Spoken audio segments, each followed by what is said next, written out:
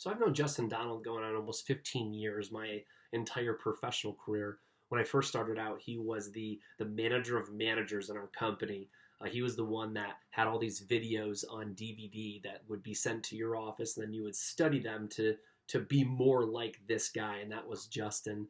I got a chance to meet him at our first management conference, and I remember walking up to him, brand new rookie, and here he is, a seasoned veteran, the man of the event type of thing, and surrounded by hundreds of peers, the officers of our company, our presidents. And I remember just walking up and asking for a few minutes of time, asking him a couple of questions, just introduce myself. And Justin's integrity is 100%. He gave me some time. He was cordial. Now, we didn't sit there and talk for hours, but it wasn't just a brush off. And he could have very well done that, being the position of what he was in and where we were at the major conference. That really just, it was awesome to see, because he was a person that was promoted to be the best. But when you actually spoke with him, and he gave you the best. And that always stood out to me. He was confident in his way of speaking with people, was confident in himself. His charisma was through the roof, authentic, humble. And we parted ways cordially at that event. And little would I know that years would pass, and we would pass each other at events, and we would get a couple minutes here and there. And it always just seemed to be real when you were speaking to him. He's a person that when you're speaking to him, he makes you feel better. It's not the I show. So when he's talking to you, he could talk about anything, his family, his investments, which he's amazing at, his business techniques. He was really in tune with wanting to find out about you. And that's a great sign of a leader, is that when you leave, you feel better. And that was Justin. Years later, after everything's said and done, we became friends. And to this day, we still talk or text or send a birthday call here and there.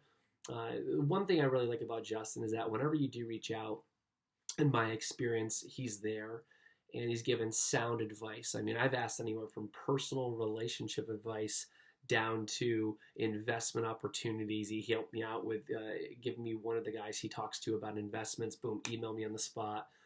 He talks about leadership, one-on-one management relationships with people at work. So anything is in his wheelhouse, like it seems. And he's also just a super smart person. He's the kind of guy that when you talk to, in your mind, you're like, this guy's light years ahead of me. But on the outside, I'm just, yeah, that makes a lot of sense. And he just never seems like he's too good to give advice or to talk or to listen.